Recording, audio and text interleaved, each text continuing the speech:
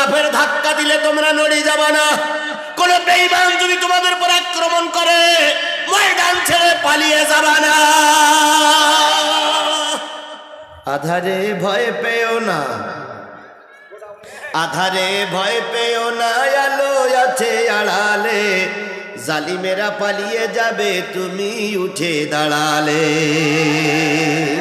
আধারে ভয় পেও না, আধারে ভয় পেও না, আলো আছে আড়ালে, জালিমেরা চলে যাবে তুমি রাস্তায় দাঁড়ালে।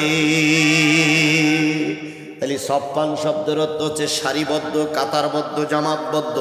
কয়টা আয়াত বললাম? 14টি। কয়টা রুকু? 2টা। 14টা আয়াতের ভিতর থেকে আমাদের তেলাওয়াতকৃত আয়াত কয়টা? 10, 11, 12, 3টা আয়াত।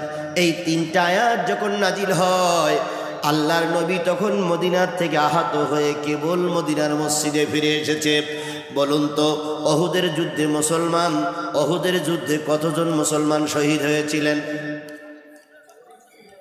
না না না না, অহুদের যুদ্ধে কতজন মুসলমান শহীদ হয়েছিলেন? 70 জন। কতজন আহত হয়েছিলেন? 70 জন। এবার আসুন, মুসলমান আর কাফেরের সঙ্গে প্রথম যে যুদ্ধটা হয়েছিল সেই যুদ্ধটার নাম কি? বদর। বদরে মুসলমানদের সংখ্যা কত? 313। কাফেরেরা কত?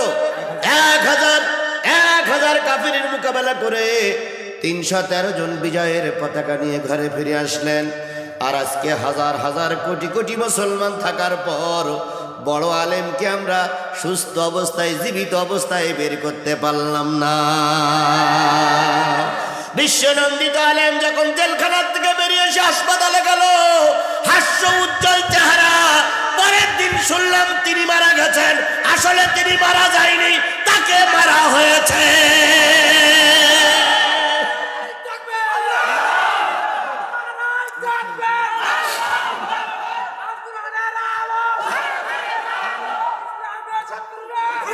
আমার ভাইয়েরা, এত হাজার হাজার মুসলমান থাকার পরেও, কোটি কোটি মুসলমান থাকার পরেও আমির হামজারের দেশে আনা যাচ্ছে না। এত হাজার হাজার মুসলমান থাকার পরেও মামুনুল হক জামিন পায় না।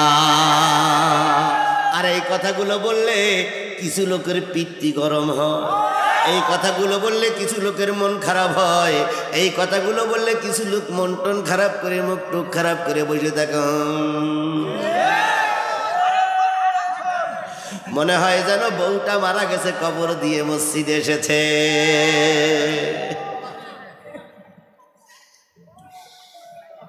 যে জিনিসটা বোঝাতে চাচ্ছিলাম সেটা হলো, এই 3টা আয়াত যখন নাজিল হয়, রাসূল তখন মার খেয়ে মদিনার মসজিদে এসেছেন। অহুদের যুদ্ধে, দ্বিতীয় যুদ্ধ, অহুদের যুদ্ধে মুসলমান কত? ওটা তো বদরের যুদ্ধ। আর অহুদের যুদ্ধ মুসলমান কত? 1000। কাফের কত? 3000। এই 1000 মুসলমান তৈরি করতে যে 1 বছর মেহনত করতে হলো নবীর। 1 বছর মেহনত করে 1000 মুসলমান নিয়ে যখন অহুদের যুদ্ধে যাবে, তার 3 দিন কি 4 দিন আগে এক মৌলবী 300 লোক নিয়ে কেটে পড়ল। এক মৌলবী 300 লোক নিয়ে কেটে পড়ল, জাতির সামনে ভাষণ দিল, আজকে উহুদে যেও না, মেরে কচু কাটা করবে। আজকে উহুদে যেও না, বদরের প্রতিশোধ নেবে। আজকে উহুদে যেও না, কেউ ফিরে আসতে পারবা না। আজকে উহুদে যেও না, স্ত্রী বিধবা হবে। আজকে উহুদে যেও না, ছেলে মেয়ে এতিম হবে। আজকে বড় বড় সরকার প্রধানের সামনে মোকাবেলা করে পারবা না। মরে মরে হুজুর মরুক, তোমরা ময়দানতে যেও না, তোমরা সব ঘরে ফিরে যাও। এ কথা তখন বলেছিল আব্দুল্লাহ বিন উবাই। এখনো সে গুরু বাসে না নাই? এখনো সে গুরু বাসে না নাই? যদি এক মৌলবী আর এক মৌলবীর বিরুদ্ধে ফতোয়া না দিত, এক মৌলবী আর এক মৌলবীর বিরুদ্ধে অ্যাকশনে না যেত, আল্লাহর কসম কোন আলেমের রক্ত দিয়ে বাংলার জমিন লাল হতো না।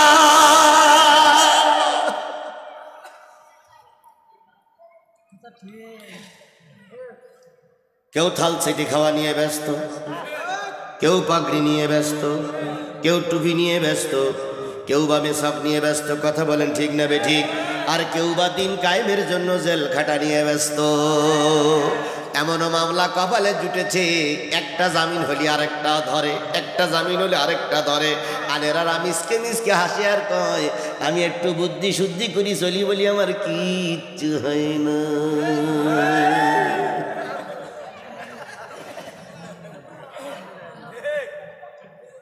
তুমি মেসওয়াক করা ফজিলত তো জানো, খাওয়ার শেষে মিষ্টি মুখের হাদিসটাও মানো। তুমি মেসওয়াক করা ফজিলত তো জানো, খাওয়ার শেষে মিষ্টি মুখের হাদিসটাও মানো। শুধু হক কথাটা উচ্চ স্বরে বলতে পারো না, অন্যায় দেখে বারুদ হয়ে জ্বলতে পারো না। কেমন মুসলমান তুমি একটু বলো না, কেমন তোমার ঈমান একটু ভাবনা। তুমি যেই কালেমার দাওয়াত দিলে হাদিয়া তোহফা মেলে, দেখো সেই কালেমার দাওয়াত দিয়ে আজহারি আজ জেলে। তুমি যেই কালেমার দাওয়াত দিলে হাদিয়া তোহফা মেলে, দেখো সেই কালেমার দাওয়াত দিয়ে মামুনুল হক জেলে। তুমি যেই কোরআনে রস করিলে বুকেতে নাই তুলে। আল্লাহ আমাদের কবুল করুক দিনের খাতিরে। কয়শো লোক নিয়ে কেটে পড়লো, 300 লোক নিয়ে কেটে পড়লো। আজও দেখা যায় বিগত 5টা বছর ধরে দাওয়াতি কাজ করা হলো, একটা পরিবেশ আসবে, সেই পরিবেশে বাংলার জমিনে দিন কায়েমের পক্ষে কথা বলবে, দিন কায়েম হবে। ঠিক সেই সময় মতন দেখা গেল কিছু দল কিছু লোক সারা জীবন আমার ঘরে লালিত পালিত হলো, নির্বাচনের সময় আর এক দল চলে গেল। এরা হলো কুরবানির গরু। কুরবানির গরু সারা বছর একজনের ঘরে লালিত পালিত হয়, আর বাজারে যে আর এক লোকের কাছে বিক্রি হয়, আর এক লোকেরা ওর গোশ খায়। কথা বলেন ঠিক না বেঠিক?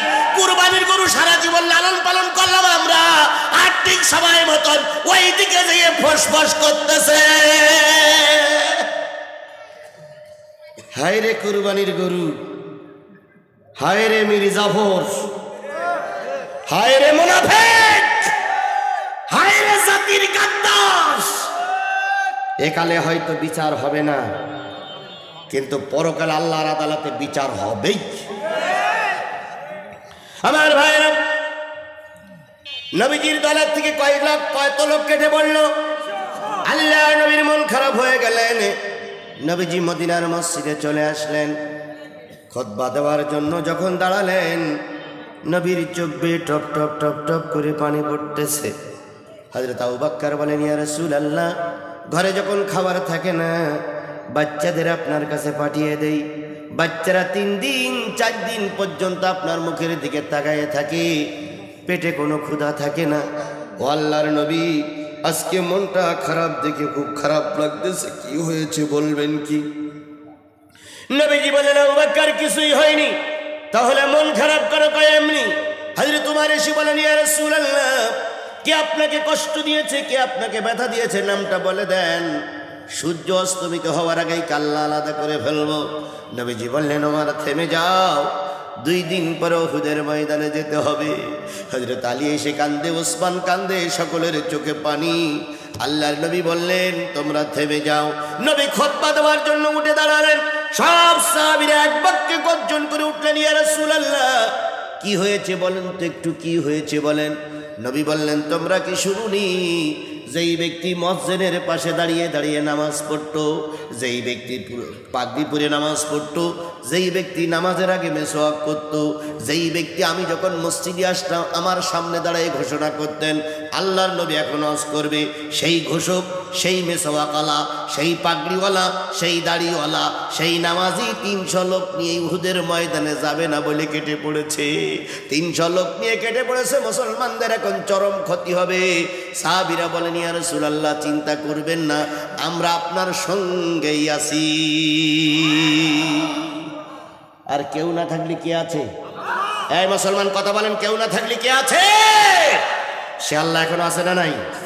একটু দুর্বল হয়ে গেছে, দুর্বল হয়ে গেছে। কথাই বলে, ধর ধর ধরে না, ধরলে আল্লাহ ছাড়ে না। আল্লাহ নবী মন খারাপ করে বসে আছেন, সাহাবীরা কাঁদতেছে। পিছন দিক থেকে একজন সাহাবী দাঁড়ায় বলেন, ইয়া রাসূলুল্লাহ, ইয়া হাবিবাল্লাহ, ইয়া হাবিবাল্লাহ, ইয়া রাসূলুল্লাহ, ইয়া হাবিবাল্লাহ, আমাদের জন্য আপনার কি উপদেশ, আমাদের জন্য আপনার কি উপদেশ, আমাদের জন্য আপনার কি উপদেশ? নবী বলেন, এই তো অবস্থা, এখন তোমাদের সামনে এমন কোন লোক আছে যেই লোকটি ইসলাম গ্রহণ করলে মুসলমানদের বিরাট উপকার হবে। একটু কথাটা ঘুরে গেলাম, একটু দুর্বলতার কারণে কথাটা ঘুরে গেলাম, মানসিকতা অন্যদিক থাকার কারণে। আমার ভাইয়েরা, রাসূল উহুদের ময়দান থেকে মার খেয়ে আসলেন। মার খেয়ে আসার পর যখন উহুদের ময়দানের থেকে মার খেয়ে এসে কেউ বা রক্তাক্ত, কেউ বা শহীদ হয়েছে, এমত অবস্থায় নবী মদিনার মসজিদে বসে বসে কথাবার্তা বলতেছিলেন। আবু বকর চাচ্ছিলেন অল্পে জান্নাতে যাব, ওমর চাচ্ছিলেন অল্পে জান্নাতে যাব, ওসমান চাচ্ছিলেন অল্পে জান্নাতে যাব। নবীর কাছে প্রশ্ন করা হলো, নবী বলেন, আমার চাইতে আল্লাহ ভালো জানে। আল্লাহ রাব্বুল আলামিন নবীর কথা শুনে এই আয়াত 3টে নাজিল করে দিয়ে বললেন, হে রাসূল, আপনার সাহাবীদেরকে বলে দিন, তারা যদি 3টা আমল করতে পারে সরাসরি জান্নাতে যাবে। কয়টা আমল? একটা হলো তুমিনুনা বিল্লাহ, কার উপর ঈমান আনো, আরেকটা রসুলের পর ঈমান আনো, আরেকটা হচ্ছে জিহাদ ফি সাবিলিল্লাহর কাজ করো। এই 3টে কাজ করলে সবাই জান্নাতে যাওয়া যাবে। এবার বলুন তো, এখানে যারা আছেন জান্নাতে যেতে চান কারা, আর দোজখে যেতে চান কারা? আপনারা কি ভেস্তে যেতে চান না দোজখে যেতে চান? ভেস্তে যেতে চান। দোজখে যাওয়ার লোক নেই, একটাও নেই। আচ্ছা, এর ভিতরে সুদখোর নেই? একটু হাত তোলেন তো ভাই।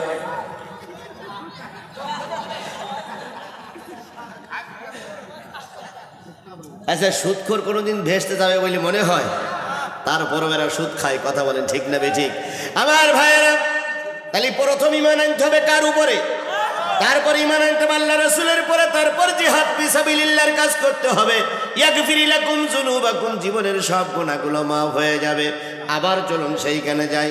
আল্লাহর নবী যখন আব্দুল্লাহ বিন উবাই ইবনে সুলুলের কথা বলতেছিলেন, সাহাবীরা যখন একটু কাসুমাসু করতেছিলেন, মন খারাপ, পিছন দিক থেকে দাঁড়াই বলেন, ইয়া রাসূলুল্লাহ, আমাকে কিছু বলতে দেবেন কি? নবীজি বললেন, কি বলতে চাও? ইয়া রাসূলুল্লাহ, 300 লোক চলে গেছে, তাতে আপনি মন খারাপ করেছেন। অবশ্যই। তোমরা কি বলতে পারো এই মদিনায় আর কে আছে যে ব্যক্তি ইসলাম গ্রহণ করলে মুসলমানদের উপকার হবে? ওই পিছন দিক দিয়ে একজন সাহাবী তিনি দাঁড়ালেন, পরনের কাপড় ভালো না, মাথায় কতদিন জানি তেল পরে না, চিরুনি দেয় না। লোকটি দাঁড়ায় বলেন, ইয়া রাসূলুল্লাহ, মদিনার মসজিদ থেকে 10 মাইল দূরে একজন যুবক আছে, নাম তার আমর বিন সাবেত। কি নাম? আমর বিন সাবেত। এই লোকটা যদি কালেমা পড়ে মুসলমান হয়, আব্দুল্লাহ বিন উবাই ইবনে সুলুলের জ্ঞান হয়তো পূর্ণ হয়ে যাবে।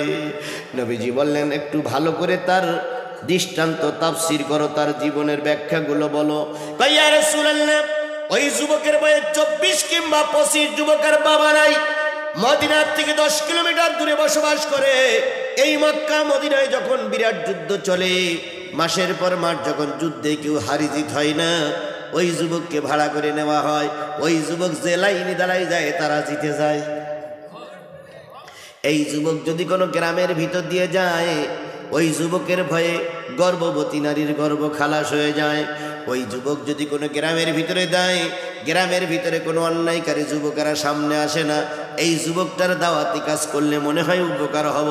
আমার ভাইয়েরা, আল্লাহ নবী বলেন, ও আল্লাহর বান্দা, তার নাম কয়? তার নাম আমর। বাবা নাই, মা সংসারে একা একা। আমি কিন্তু বানানো গল্প করছি না। ইমাম বুখারী যখন তার ছাত্রদেরকে আপনাদের মতন পড়াচ্ছিলেন, ইমাম বুখারী ছাত্রদের পড়াইতে দিয়ে এক ফাঁকে বলে বসলেন, কোনো বেনামাজি জান্নাতে যাবে না, কোনো বেনামাজি জান্নাতে যাবে। এটা কি কোরআনের কথা না হুজুরের কথা? কিয়ামতের দিন জাহান্নামের সারিতে 4টে সারি পাওয়া যাবে, 4 গ্রুপের লোক জাহান্নামে যাবে। তার ভিতরে কলু লাম নাকু মিনাল মুসাল্লিন, যারা কখনো নামাজ পড়েনি তারাই যাবে কোথায়? এই মুসলমান কথা বলেন, যারা নামাজ পড়ে না তারা যাবে কোথায়? তো এখন ওই বেনামাজি যদি চেয়ারম্যান হয় তাহলে চেয়ারম্যান যাবে কোথায়? বেনামাজি যদি এমপি হয় তাহলে এমপি যাবে কোথায়? এটা কি কোনো মৌলবীর ফতোয়া না আল্লাহর ফতোয়া? কার ফতোয়া? কার ফতোয়া? অথচ আমার দেশে এমনও মন্ত্রী আছে যে শুক্রবারের নামাজও পড়ার সময় পায় না। আমার দেশের এমন এমপি আছে যে 2 ঈদ ছাড়া আর নামাজ পড়ার সুযোগ পায় না, অথচ আল্লাহর ভাষায় বলে দেওয়া হলো এরা জাহান্নামী। কিন্তু আমাদের কপাল খারাপ, এ ফতোয়াটা আমরা দিতে পারি না। মমতা জাতীয় সংসদে যেই গান গাতি পারে, কিন্তু আমরা কোরআন হাদিসের মাহফিলে ফতোয়া দিতে পারি না জাহান্নামী মুখ জান্নাতি। কথা বলেন ঠিক না বেঠিক? আবার যদি বেনামাজির আপনি জানাজা না পড়েন, ইমাম সাহেবের চাকরি সামনের শুক্রবার আসার আগেই শেষ হয়ে যায়। ইমাম যদি বলে ওরা বেনামাজি জানাজা পড়াও জানা পড়াই, তাই ইমাম সাহেবের চাকরি থাকবে। ইমাম সাহেব শুধু চাকরি যাবে না, ইমাম সাহেবকে অপমানিত করে, অপদস্থ করে, লাঞ্ছিত করে বের করে দেওয়া হবে। এই জন্য কোরআনের কথা বলা এখন খুবই কঠিন। আজকে যদি এখানে 200 টাকা দিয়ে একটা মেয়ে লোক আনা হইতো, আর মঞ্চে যদি কাপড় খুলতে সব খুলে ফেলতো, গ্রামের মেয়ে লোক, পুরুষ লোক, বুড়ো বুড়ি সব হাত টাকায় থাকতো। যে বুড়ো নোটটি পারে না, সে বুড়ো 3 জন এসে বলতে, দাদু একটু দেখো দিন, কই আরে নাচ একটা হইয়েছে।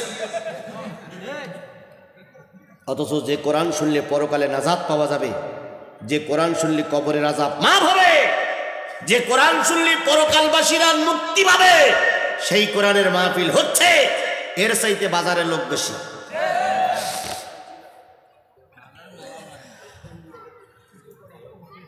আল্লাহ জাতির আর কবে হেদায়েত দেবে আল্লাহই ভালো জানে। আমার বন্ধুগণ, পরের দিন সকালবেলা ওই ইমাম বুখারীর কথা বলতেছিলাম। ইমাম বুখারী বললেন একজন বেনামাজি জান্নাতে যাবে। ছাত্ররা বললেন আল্লাহ বলেছে কোনো বেনামাজি জান্নাতে যাবে না। আপনি বলতেছেন একজন বেনামাজি জান্নাতে যাবে, নিশ্চয়ই কথাটা কোরআন বিরোধী, নিশ্চয়ই কথাটা হাদিস বিরোধী।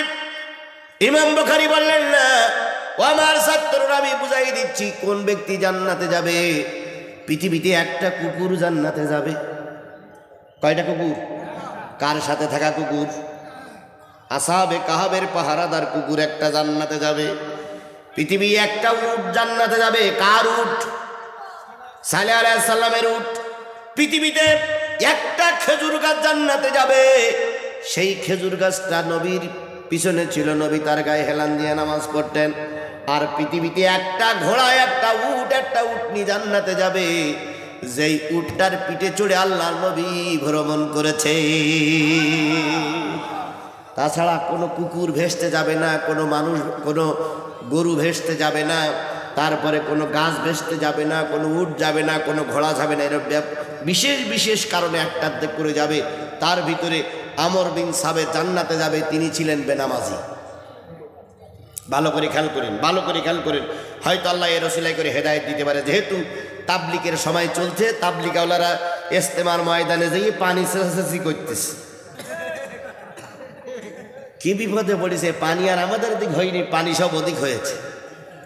আজকে দেখেন সব জায়গায় দলাদলি।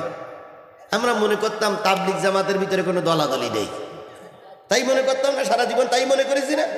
ছোটবেলার থেকেই মনে করি তাবলিগ একজোট, নিজের খায়, নিজের গায়, নিজের পরে দাওয়াতি কাজ করে, এখানে মারামারি নেই। ও আল্লাহ, এবার মারামারি, সেই মারামারি। সাতপন্থী আর জুবায়েরপন্থী মারামারি করি, এখনো কিছু লোক হাসপাতালে আছে। এগুলো সব ইহুদিদের কারসাজি। এদের মাধ্যমে এক মৌলবীর আলাক মৌলবীর বিরুদ্ধে লেলাই দেওয়া হচ্ছে। এগুলো সব ভারতের দালালি। কথা বলেন ঠিক না বেঠিক?